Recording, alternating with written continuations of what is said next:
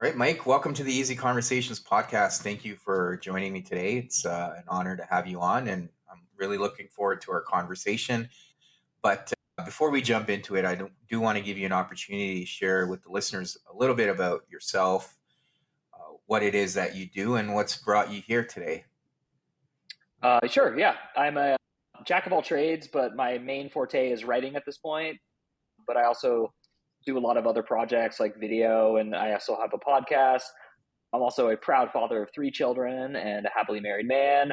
And I think my main reason for coming on this podcast circuit, as I like to call it, is I'm a mindful person about like where our culture's at with spirituality meets atheism, and I kind of am trying to bridge something in between the two. I am not a religious person. I don't practice a religion, but I'm also definitely not an anti-spiritual person. I have a huge spiritual aspect to my life. So I like how my life is turning out. I'm in my 40s and I'm kind of presenting what I would call like a decent kindness strategy for the world. So that is kind of what I'm all about. Yeah. So what I'm hearing from you then is it's not necessarily about what practices you follow. It's about what your intention is and what you're trying to put out into the world. Whereas, interestingly enough, I think there was a huge shift, especially I would say early 2000s, the four horsemen as they were called around atheism.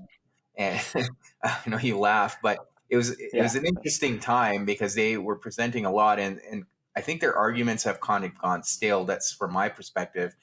But a lot of my friends too, they've been able to at least connect with something Sam Harris is putting out there, and he's obviously got a lot of focus on meditation. He's got his own app, and I have a couple really close friends who use his app, and I've found it very useful.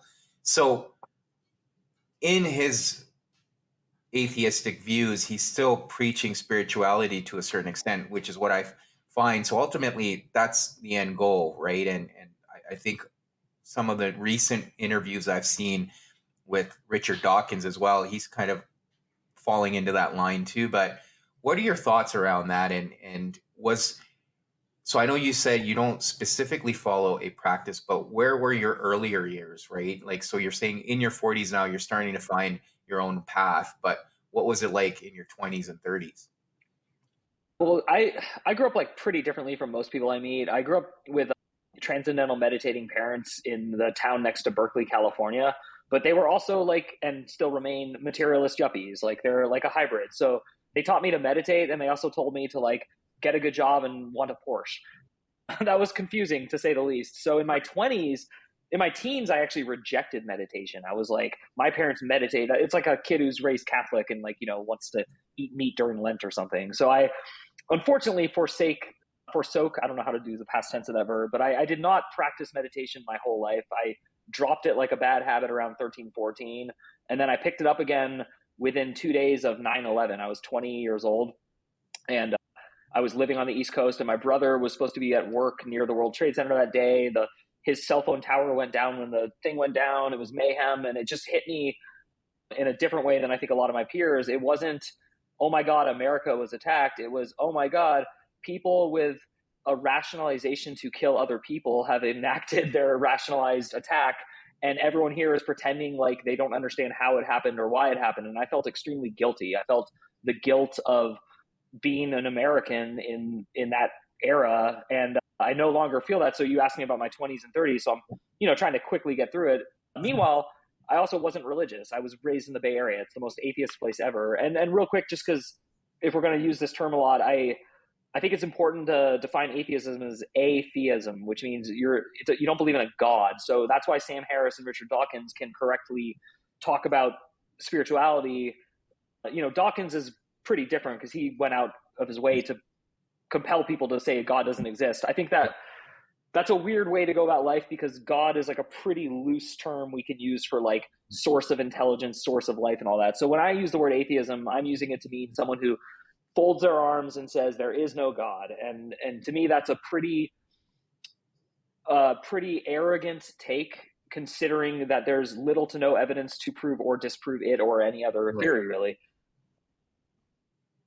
Like it's one thing if you talk to someone who believes in flat earth because there's like photos from space. There's people who say they've been there. There's like a lot of like room for that. But with the exception of NDE survivors, there's not a person who really there, can tell you. And even these famous prophets never said, I was in heaven, I was talking to God, and now I'm here. They were saying God is speaking to me here. So I meandered through my 20s and 30s, but the main important takeaway from 9/11 was that I started meditating religiously twice a day, every day, if not 3 times. And it did something to me that it still does, which is it like taking time out of when you're meditating, you're not awake and you're not asleep. You're in like a different, they call it the transcendent state. And that state is like nothing, and yet it has a feeling. And when you come back to this state, like that feeling kind of stays. Someone wants to use an analogy that I really like. If you dip a candle, like you dip a piece of string into wax and then you let it dry, and then you dip it in again and you let it dry, and that's how you make a candle. That's how meditation is supposed to work. It just slowly gives you something. And so that's why I'm a spiritual man in my 40s, is that I've done enough meditation now to understand that I know nothing. I'm not going to know anything. I'm going to die not being certain of anything, but I certainly can be one less person being certain. And I Right. could be one more person being supportive of anyone whose intentions, as you nailed it with that wording, are to like contribute to the overall goodness of people and earth and what is going on. And that can be defined a million ways. Right. Absolutely. Yeah. And I think I had a deeper appreciation for the meditative process when I was reading some of Eckhart Tolle's work, specifically The Power of Now. It gave me Mm. a deeper understanding because I could never bridge the gap and could find that meditative state. But I think that was because I had my own attachments to what that state needed to look like. And you touched on certainty, and I think that's where we struggle. I was facilitating a group yesterday, and we did talk about the obsession or the attachment we have to certainty because that's what feels comfortable, and that being in uncertainty is obviously not comfortable, and we tend to run from that or try to escape it, and or try to delude ourselves. And I think for a lot of people, when they do question things or they question beliefs or the whole existence of God or whether or not it's something we need to believe in, it's because they want some sort of certainty. Because that suspension of faith is uncertain. And that's where a lot of people get uncomfortable. And that's kind of been my experience and in terms of what I've been able to see. And I think you see that in our culture today where there's so much, I think, internal conflict that's being projected outward onto other people because we're too afraid to look inside and maybe come to terms with some of the unrest we have inside of us. That was so well stated and so profound, and I completely agree. And I think that's the scariest thing in the world. Like I went through a divorce in my 30s, and you, when you start out getting a divorce, you're like 90% right, and the spouse is 10% right.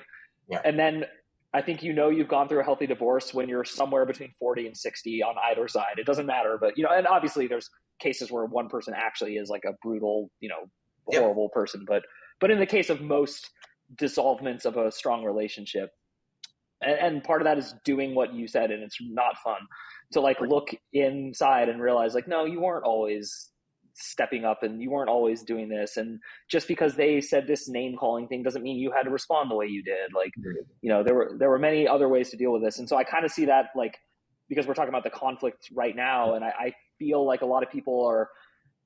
I feel like there's a lot of people who have not witnessed or gone through a divorce rooting for a divorce right now, in not just America but across the world, like rooting for splits and conflicts. And I think anyone who has seen that or lived through that knows that no, like, it's not fun, and it's not a good process, and it doesn't end well. You might end up well, but there's certainly a better way. And so I think why I said that was so profound is I agree. Like, the hardest thing in the world to do is to look inside and admit that you're part of the problem and that you need to work on that part of yourself so that you're one less person exposing that problem to everyone else. Yeah, absolutely. And I can relate. I went through divorce too. And I think it is a tough process to go through. But what it allowed me to do at times was take a step back and look at myself. And to your point, maybe you could say the other person's wrong or whatever. That doesn't change the fact that you're in that situation. and you still have the ultimate choice and agency to choose how you're going to respond, irrespective of the other person. And to your point, that's where I think a lot of the polarization is happening. And I think there's an aspect of our primal tendencies coming to the forefront because we tend to associate with tribes and groups, and anything that is outside the group norms or that's different, then that's not safe. And Yeah. it's easier to chastise it or judge it or push it away to create that feeling of safety. And we're seeing that at a larger scale because now we're obviously digitally connected to people all around the world. So it's easier to then otherize and attack rather than trying to find those places of commonality, which takes effort, which takes humility. And I think that's one of the things I've come to stir, especially just seeing some people on social media or just in the public eye. Humility is gone right now, and I think that's where we're struggling the most, from my perspective at least. Yeah, it's hard. Like, even like in this interview, if you and I say things that we don't agree with, we're making eye contact, we're contemplative, we're listening. I can tell you're not thinking of your next thing to say, but if you were, I could also tell. And so that's another thing that social media, I think, is like really messing with me. Is I'm a read the room kind of guy. I need to make eye contact. I need to kind of feel out people. I'm not going to come right in with all my beliefs at once, but on social media, like, you just enter this free for all with, first of all, it could be a 14-year-old like talking to you as if they're an adult and you're an adult and you both have like a similar background and intelligence level. That 14-year-old might be just as smart as you, but they might not have any perspective that you have, and Mhm. perspective isn't something you get from going to college or not going to college. Perspective is just perspective. And so, yeah, the social media thing is hard. And like my career wouldn't be as successful as it is without social media. I also wouldn't have a lot of the imposter syndrome in two directions because of social media. Like, I would just be I would be a lot more satisfied with everything I do if I didn't ping it to results on social media. So Yeah. yeah, I don't want to be the old man shaking his cane or telling people to get off my lawn, but like, I really hope something gives with social media. Yeah. I mean, one of the things I've been reading about lately a lot is more around negotiating with other people, understanding other people on a deeper level. Also a therapist, so that's part of my Oh, job wow. is to listen and demonstrate empathy. But social media doesn't allow you to do that, right? You said earlier you can't sit there and listen because you're trying to put stuff out there yourself. So then, how do you demonstrate that empathy? And then it's structured in a way that does force you to be have self-interest, right? If you want to get, I don't know, if the algorithms reward you for being more self-obsessed and interested rather than showing empathy and trying to build community. Now, there's obviously exceptions and you can do that, but it's tough. So I think for me, I've really struggled with it and tried to find a healthy balance, but I'm curious to hear what your experience has been like because it sounds like we have similar views on the issues with social media. And one of the things I was doing another episode yesterday and we were talking about a lot of the issues we're seeing around depression and how social media has also facilitated that in a way, especially coming out of COVID where people were locked at home and that was their only form of connection. And the use, I suppose social media use went up quite a bit during that time frame. So a lot of people now coming out of the pandemic, it's been a couple of years at least, but that there is that issue around depression now for many people as well. Yeah, it's I worry much less about myself than I do about my three children, because what you said is like, and then some for children, like the playground is online. And like, Yeah. I hear a lot of young people are quitting social media. I don't believe that, actually. I just think that people are saying that wishfully thinking, but like, that's social suicide. Like, you can't, like, I know what I remember what it was like to be a child. I was not a big fan of being in high school. I didn't like it felt like a prison to me. And and what's odd is now I have like multiple degrees and I love school, and like I could have been a student for life with my personality, but the way socialization and school like hit me at once when I was like 14 was like very negative for me. I cannot imagine that with social media. I cannot imagine going home every night and knowing that like the mean kid kept picking on the other kid who I didn't like the other kid either, but like, gosh, give him a break, you know? Right. And I was just like that middle kid. Like, sure, I got made fun of sometimes, but like, you know, I was like pretty lucky. I wasn't like, I was not popular enough to be mean. I was not unpopular enough to be picked on constantly. So like, but social media, like it even like it brings out an aggressive side of me sometimes that scares me and I don't even remember having. And it like, especially with like, especially when people are just mean to other people, that's what it provokes in me, because I'm kind of like a defensive for other people kind of person, you know? So like Right. if I walk in a room and I see three people yelling at a person, I won't even bother to find out what the person did. I'll just kind of start like hopefully trying to help them, not like defending their ideas and stuff. But actually that reminds me of the one thing that I feel is the worst thing about the internet is you can get attacked for sticking up for someone's right to say something that you don't like or appreciate or agree with, but you're just trying to give like that right the right, you know? And that's something I have a lot of trouble with, because I was raised in a country that told me over and over and over again, the reason people come here and the reason people like us is that we're a city on a hill and we are like a bastion of free speech. You can say anything up until the point where you're causing physical harm to that person by the words. And I whether or not that's Kool-Aid, it doesn't matter. I did drink enough of it that it's Yeah. very hard for me to watch people say that person shouldn't be allowed to talk. They should not be allowed to defend themselves. They should be barred from all forms of social communication. Like that just doesn't feel right to me. That feels very backwards, dark ages, like, you know, so. Yeah, yeah, and I think for many people, if you are basically canceled, as you're referring to there, you yeah, that's it. You're over, done. You might as well be Yeah. dead, because now you have no access to the world, and you can't, to your point, go on there and tell your side of the story or defend yourself because someone has made the decision for you, right? So yeah, that whole concept of innocent until proven guilty is kind of gone out the window in a way too.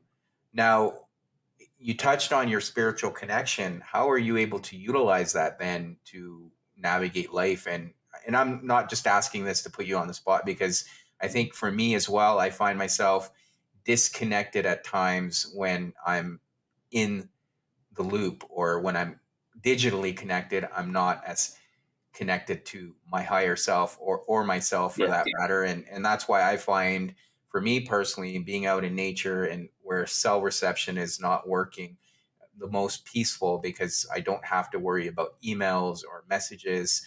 I can just be. And I think that's up to me then to take that responsibility of finding other ways of finding that connection rather than trying to escape the world. But that's something I think we all tend to navigate and work through. But I'm just curious to hear your side of it as well. Yeah. I think I have like three competing thoughts. So the first one that came to mind is I used to look forward to airplanes for that exact reason. There was no Yeah. Wi-Fi or connectivity.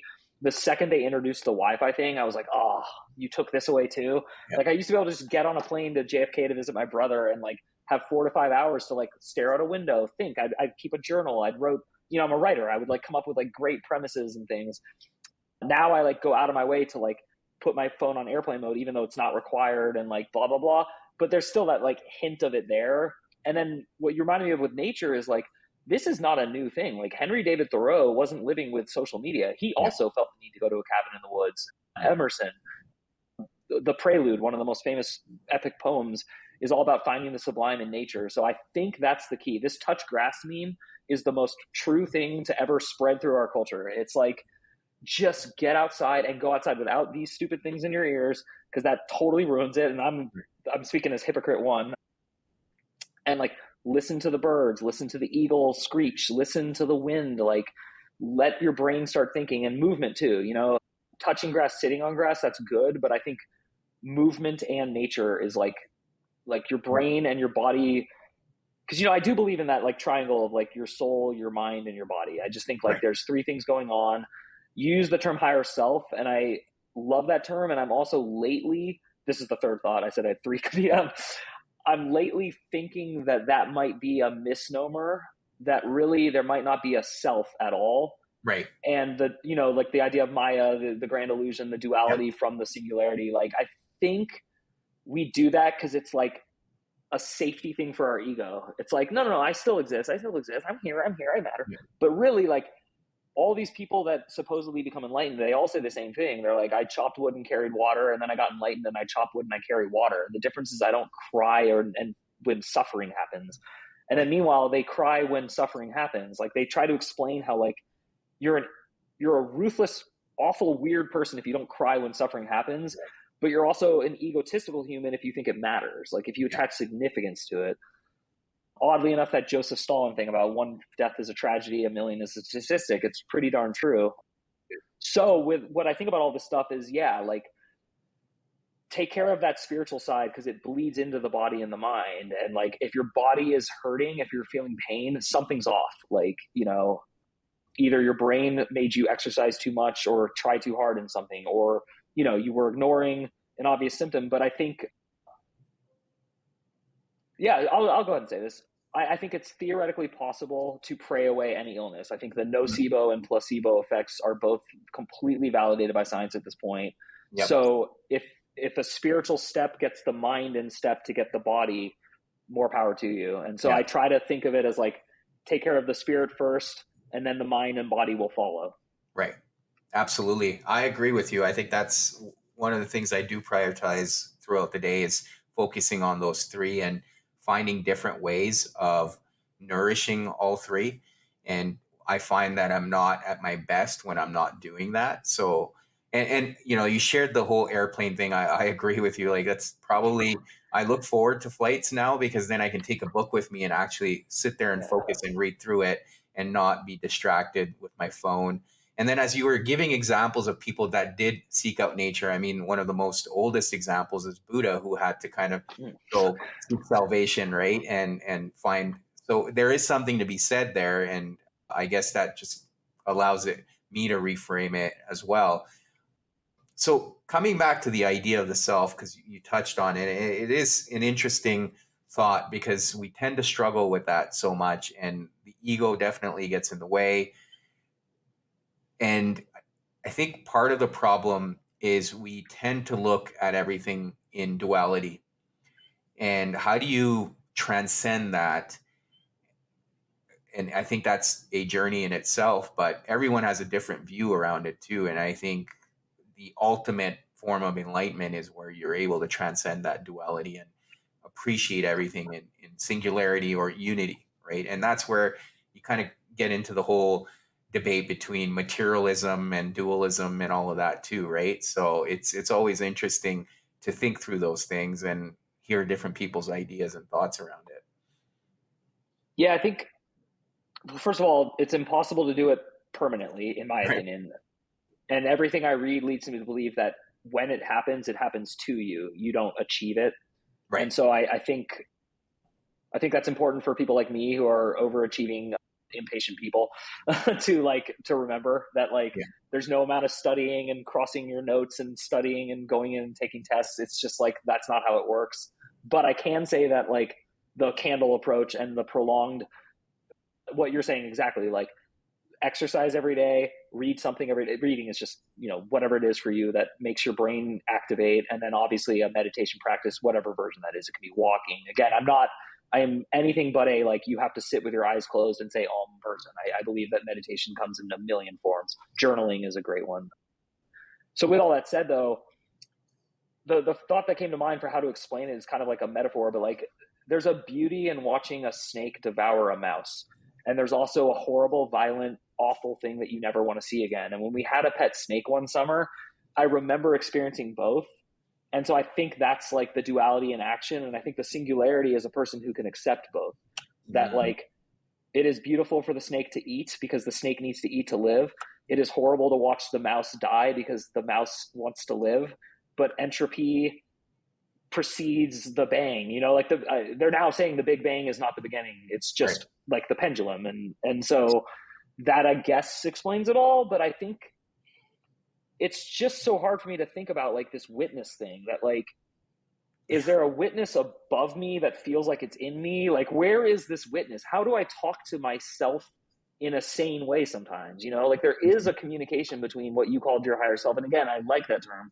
I just play with it a lot now. I try Right. to think about like, Yeah. or for example, if Albert Einstein is right, that time is relative, and reincarnation and karma is right, that there's a retributive like cycle to everything and consequences, that kind of like is impossible and totally possible depending on how you look at everything. But that to me is like that explains why the mouse had to die and why the snake gets to eat. Like there Right. is, and I'm not going to like ask you personal questions about your divorce, but I will talk about mine. Yeah. Like I never thought I was the kind of person who would go through the experience I went through. I had a very I'm a very positive person, and I lived with a very negative person, and I kept thinking, you said till death do you part, you have to keep your word. And so speaking of like duality and like, just like that was a very hard ethical decision for me. And so when I finally did it, I remember like reading about, when criminals finally get caught, a lot of them fall asleep in the cop car. That's kind of how I felt. Like once it Yeah. was done and I admitted to all my friends that I was a failure and like, sorry you came and gave us gifts and crap, like, Yeah. so yeah, so I it's weird, but like that, there's something to that. Like you got to take your lumps as they come. It's just like, Yeah. and if you take yourself out of it, you're a mouse and a snake. Just every Right. situation, you're different. So Yeah. I mean, there's yeah, there's a lot to unpack there because I think we tend to label things good or bad, and that's where I think we tend to get in trouble. And to your point, it's a very similar experience. I think myself very high achieving too. So when that pivot happened in my life, and as much as I at the time looked at it as failure compared to everything else I had achieved in life, there was a lot of shame I carried, and obviously I labeled that situation at that time as negative. But looking back, it was probably the best experience I've been through because of who it allowed me to become. And then there's a sense of humility too, but it became an opportunity for me to grow. And in the moment, I didn't see it that way. And I think we tend to do that a lot. And as when I'm working with people, I see the same thing, right? They're so fixated of what's happening in the now that they don't, and it's tough, but they don't tend to look at it as, okay, maybe this is something that's happening for me. And if I write this out, there's going to be something better waiting for me at the end of the tunnel or wherever you want to fix that time. But that's the human experience too. And when you talk about being able to communicate with the observer, to me, that's just consciousness, right? And how can you lean into it? And to your point earlier, it's not something you achieve, it just happens. But there's so much attachment we have to let go of and just be, which has kind of been what we've been talking about so far as well. yeah, and it's weird too because like there are these like moments where I'm like, to be holy, I should quit all social media, stop talking to everyone, renunciate this, that, and the other, and like only eat like the purest cashews grown from like an ethical farm of blah blah blah. Oh wait, but they ship it, and I got it, and then at some point you got to just admit like there's no way you're not going to step on a bug. Like as you go through life, every time you're driving and you think you didn't piss someone off, you probably did. Like there's probably someone 3 cars behind you who was upset because you weren't going as fast as they wanted you to and they missed the light that you made it through. Like there's just such an exchange of selfishness meets selflessness. And I think what you said is really important, which is like go easy on yourself. Like it's so weird because I feel like there's just really two types of people who love to judge other people and not themselves, and people who love to judge themselves but not so much other people. And then maybe you're a balance or a mix. But therapy to me is so popular now, and I'm so glad it is because like if anything we should just give counseling to everyone at an early age. Like unfortunately there's a million pitfalls with that, but the point is like I was born in 1981. It was not normal to see a therapist in my generation at all. And if you saw one, you might tell people, but you might whisper, and it was like, I'm so glad that stigma is gone because you need to bounce ideas off people. And this is my question for you. It just occurred to me because of the way you described everything that you just said. It must be difficult as a therapist because sometimes you have to tell someone, quit, but don't quit. Like quit the small thing, but don't quit the big thing. Because that's what we're describing with our divorce. Yeah. Like you're not quitting life when you quit a marriage, but you are quitting. You do have to admit that yes, this project is over. Like it did not go as long as I slated. So is that hard? Like, do you ever have to give advice like that, or? I try not to give advice. My goal is to let the client come to the conclusion themselves. And one of the biggest things I've learned through experience is you have to meet the clients where they're at. Sometimes they're not willing to see it that way, and it's their own journey. I can only guide them or answer their questions. Now, I think with a divorce, I would like to reframe it. It's not necessarily quitting, and that's why I was very deliberate on saying it was pivot, right? It's like any business, right? You go into it and it's not working out. Do you keep going, or do you look at it as, okay, maybe it's time to take a different direction with this? Now that may mean the end of that entity, but maybe you've taken those lessons and now you're able to apply it to something bigger. And I think that's how I look at something like a divorce too, is you've gone through this experience. Yes, you're no longer with this person now that you shared a life with, but you can both go on and take that experience and apply it to something different. And hopefully you can both come out of it taking positive lessons and applying them. But quitting is something that never happens, right? Even when you die, that's not quitting. It's just the end of whatever your existence is in this world. So it's all about reframing, right? And like I said, I'm trying to put a positive spin on it, but at the time it didn't feel positive. I looked at it as a failure.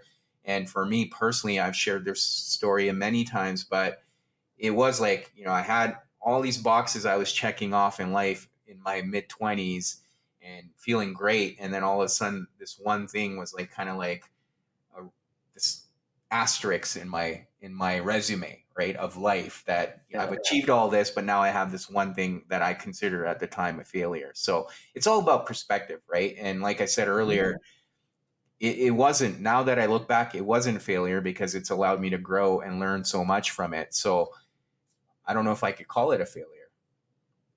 I love that. And actually, to circle back to social media, you reminded me of something very special that happened because of social media for me, which is I got to learn that it's never going to be enough early in my career, thanks to people who have more than what I want, who say it's not enough. Mm-hmm. So, like, seeing people get like 40,000 likes on an Instagram post and then hearing them on their podcast be like, oh, it sucks. I'm like, I just don't have my career where I want it to be, and I'm like, oh, because you did Letterman last night, and like, Yeah. this is fake, but Yeah. just like it's interesting to see that, because then I start to see like why attachments are silly. So it's Yep. not like don't pursue goals, and it's not don't do things. It's don't be attached to the goal. Don't be attached to the thing. So you're right. I mean, pivot's a much better word, and also it's hard.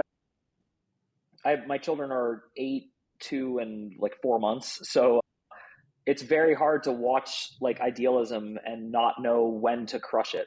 Like, should I let society do that to them, or should I do it a little bit at a time? Like, Yeah. because it is coming. There's going to be a rug being pulled, but there's something to that. Like your thing about like, if I can explain to my children something that I didn't get, that's going to help a lot. Which is that there's no such thing as actual failure or quitting. Even there's Right. just a continuum, and you're on it until you're not. So Yeah. Well, that was really interesting. failure is going to happen, but it's how, as a parent, you can be there to guide them through it. And that's all you can really do at the end of the day. But that's what it is, right? When we tend to label things and we say, oh, this is a failure, then that means that's something we should be afraid of. And you see so many people not even taking a risk on their ideas, for example, or not pursuing something because they're so worried about failure. And then on the flip side, I think what happens in that example you gave is nothing's ever good enough. So it's always that pursuit of more and more and more, those dopamine spikes that we get addicted to. And then we never really take the time to appreciate everything that's happening, right? Like, I mean, I get fall into that trap too. I look at things I've been able to accomplish. If I were to go back 5 years and someone would have told me, oh, these are all the things you would have been doing, I would have been like, that's crazy. So it's all perspective at the end of the day. And we tend to lose that at times. And I think that's part of the battle. But that's why I appreciate having, for me, it's prayer or a meditative practice, because it allows you to ground yourself and focus on that gratitude and the humility and just the present moment. Otherwise, the world is fleeting, right? And you can Yeah. constantly be caught in the chase. What I'm really excited for is this. I'm not excited for Neuralink, the product. I have no intention of signing up for it, but the technology behind it is incredible. Like they already have this guy who's never been able to speak since a horrible accident. Now he's able to talk in real time. That's very different than like he thinks and then an hour later like a sentence comes out on a keyboard. Like he's able Right. to talk in real time. But the other side of that is they think they're now going to be able to detect what's happening when like a patient dies on the operating table and comes back, and more to the point you just made, because I both pray and meditate. And, there's the old saying, praying is talking to God, meditating is listening to God. Probably a good idea to do both. And I can't wait for them to prove that prayer works, because I just know it does in some weird way. And I brought up nocebo and placebo. The Right. nocebo effect is like really terrifying, but I feel like things like COVID are almost like manifested negatively from like a group that is just like, we work too much, we Right. always have to go out, there's the commutes like hell, like Yeah. because COVID crushed a lot of people, but it also was a lot of people's secret Yeah. dream, so Yeah. Well, and it's yeah. interesting. Like, I wonder if they could do a study. I think it would be easy to administer, but, and I'll go with my thought here, but I found with a lot of people in my social circle, and this is why I think they should be able to do this study, is people that were afraid of COVID ended up getting it. And the ones that were indifferent didn't. So it just shows you that fear, right? And that whole idea of nocebo or placebo, because it is your mind most of the time. And I don't know if everyone's experience is like this, but I did notice that, and I wonder if they can do a survey and say, "Hey, were you afraid of COVID? Did you have it?" And try to do some sort of study like that. It'd be fascinating to see. But I mean, so going back to the prayer part, but this is where I find like science is always trying to catch up, and anytime it feels like it's made progress, you realize that, well, no, I just realized how much I don't know. And there's something about the mystery behind some of these things, and whether you want to call it mystical or not, but just the idea of prayer too, and just having that internal intuition or intuitive feeling, knowing that it works, is the beauty behind it, right? And trying to be able to explain it or put it through data and explain it in that sense, I think it kind of loses the whole essence of it and the mystery behind some of these things, right? But yeah. Yeah, I think you're right, and I also think that it doesn't matter if I convince people it works, because I think on the like people are praying all day every day without knowing they're praying and calling it praying, like, but that flicker thought and that intuitive like thing, it's really interesting, because that's usually my favorite way to talk to atheists. It's like, if we're forced to get down to brass tacks and I'm in the mood to like enter into such a conversation, because that's pretty rare at this point. The one thing I will say is, usually if the person is married or if they're in like a really comfortable relationship, I'll say like, well, why do you trust that person? And usually they'll say, there's just funny feeling, and I'm like, well, that's it. That's God. Like, there you go. Right. Like, Yeah. that's as far as I'm willing to say. But Right. that intuition, that trust with that one person and yet not that other. That's why, you have a kid, like someone told me this before I had mine, and I've followed it to this day. If your kid doesn't want to hug someone, don't make them hug them. And if your kid doesn't want to like talk to someone, don't make them. Like, I don't care if it's rude. Right. They're getting a vibe. Let them feel out their system. Don't override their intuition. Mhm. Yeah, absolutely. And again, when you're talking about, so asking someone that's an atheist if they love and trust their partner, for example, that's an aspect of faith, right? Like Yeah. sometimes when I'm crossing the street, there's cars there waiting at the light. How do I know they're not going to like just push through and kill me, right? There's an aspect of faith. So we're all exercising faith throughout the day. Now it depends where you place the hierarchy of that faith, and you're still having faith that this person is a good person, or they're not going to do something crazy and run you over. But there's still that faith taking place. Can I? And for society This is to an incredible. sorry. No, I was just going to finish my thought. Like, for society to Yeah. fully function, you need that faith. Otherwise, we wouldn't function as a society. Yeah, I wasn't trying to interrupt you. I thought you were done, and what you had said was exactly the tagline I wanted, which is whenever a bridge collapses or a Boeing plane isn't flying right or something, that is when I think of those thoughts like all the time. I'm like, wow, yeah. I mean, you just gotta like, I gotta get on a plane. I can't like think two Boeing people committed suicide after Right. saying Boeing isn't following procedure. Like, and that's, I think, going back to this social media and all this conflict. There's a lot of social media posts saying, don't have faith in science, don't have faith in not science. Don't, you know what I mean? Like, and it's what I'm worried about with children is children like to believe a lot of things, even if they contradict each other. So I could see like this next generation just saying nihilism, nihilism, nihilism. It's all nothing, Yeah. yeah, we're all being Yeah. lied to. And. Well, and that was one of the things we talked about in this recording I did yesterday in terms of how do you support children, especially children right now, and everything we've talked about with respect to social media are more susceptible to depression. So how do you help them? Well, it's helping them find a sense of purpose. And that's where Mm. with nihilism, you don't think there's any purpose to your existence or your life. So how do you navigate that? And that's essentially it, right? When if a child, and it doesn't have to be something grandiose or earth shattering. It's just being able to focus on, okay, what's my passion? How can I contribute to this world? How can I find some meaning behind everything I'm doing? So that's the solution there. But I do agree it is a big risk and concern right now. I was thinking about this the other day. When we were growing up, there was this person, Mother Teresa, and she was like the pinnacle of what a good person would do with their life. She treated lepers and went around the world helping poor people. There wasn't, there were not a lot of like magnanimous billionaires flying jets into space and like yachts. There were in the era before that though. So like this pendulum effect, I'm noticing right now there's no role model who's a Mother Teresa. There's no current like you can say Taylor Swift and that is like a transplant for Britney Spears for Madonna. Like there's like a legacy of certain archetypes of celebrities. Jack Nicholson becomes a Leonardo DiCaprio, for example. But there's no new Mother Teresa. There's no like world figure who is unanimously seen as a selfless person, and that's a good thing. Right.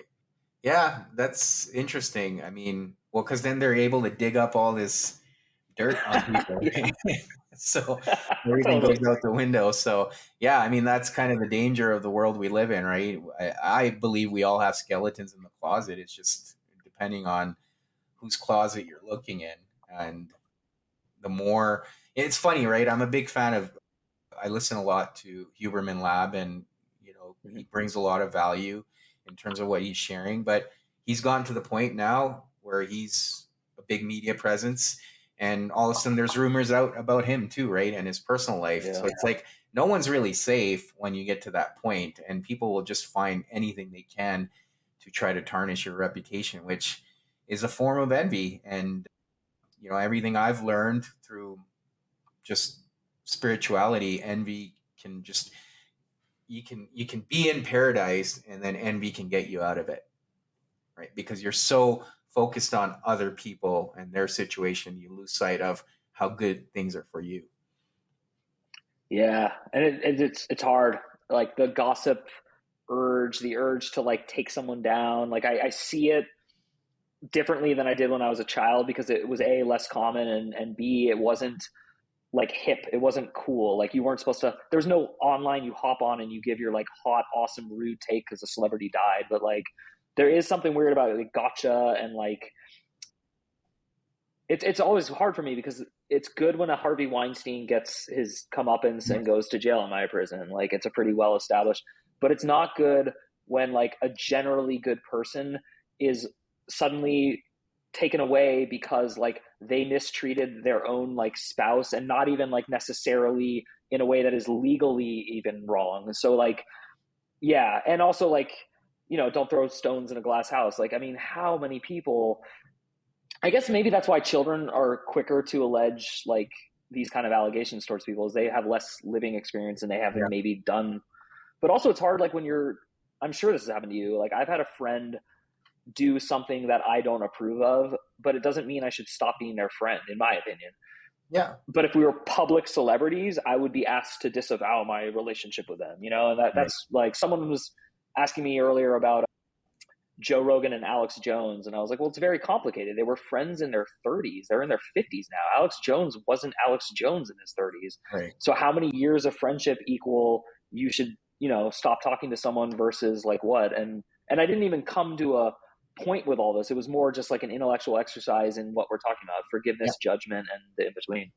Yeah. Yeah. Absolutely. I mean, you could still not, to your point, not approve of someone's actions, but let them be. And like you said, if you live in a glass house, don't throw stones at other people's homes, right? That's just, but unfortunately, that's not the society we live in right now, and that's a challenge. I am curious though to learn more about what you do for writing and what kind of work you're doing in that space, just out of curiosity.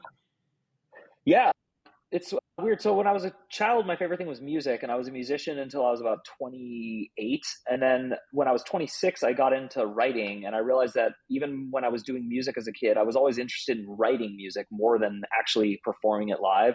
So I kind of just started writing novels, and then I went to an MFA program, and so I published a lot of novels, and that's like fun and meaningful, and also something that I think is more like of a legacy project for me because like my children can read them when they're older and they're interesting and they're funny.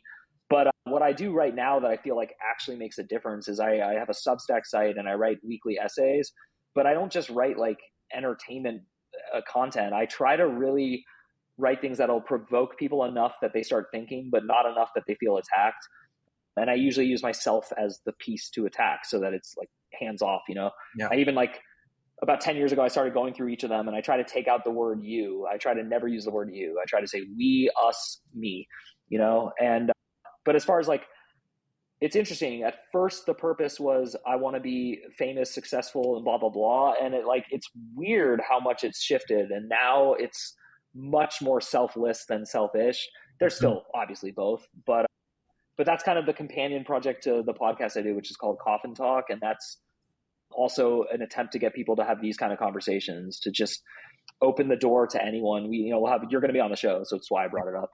Yeah. Yeah. And it's exciting though because it'll be my chance to interview you, and believe me, you'll talk a lot more than I do on that. So because I want everyone to get their piece in, and I just think it's an Right. interesting project. So that's kind of like where I'm at with my writing career. Is I'm still writing novels and still having fun with that, and I facilitate a writing group and I give energy to that. But mainly, I just think I have a little shelf on the internet. I have enough people that it's worth Yeah. doing, and I don't have so many that I'm going to get canceled. So I can hit send and breathe. I've definitely had people get mad and unsubscribe, but I've also had people thank me, and so Yeah. Yeah. You're yeah. not in the spotlight yet, but No. yeah, fair enough. Well, and I do appreciate that approach because I try to take that approach it myself as much as possible, focusing on the we, because a lot of the issues, whether I'm doing something or not, I know I'm susceptible to it. I may have done it in the past.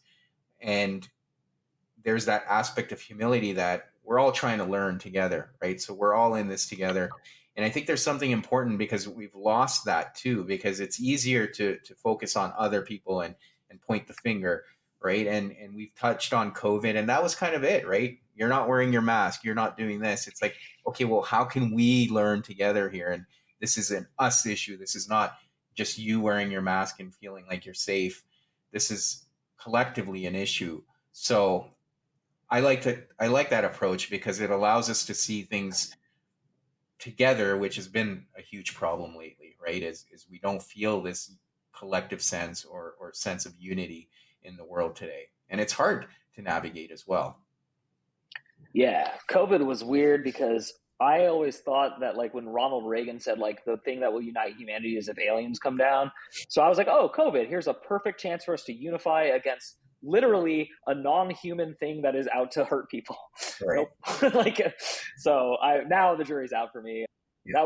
It was interesting because I think the only thing we could agree on with that is that we failed. I mean, like unanimously across the world, and it's interesting. Yet it's interesting that it also didn't end civilization as we know it, and things are back. And I don't even mean that politically or not politically. It's just interesting to me. It's Yeah. very interesting almost same with like the divorce kind of thing. Like it just feels like it's interminable and it's just going to always be there. And but then like next thing you know, you're just somewhere else. Yeah.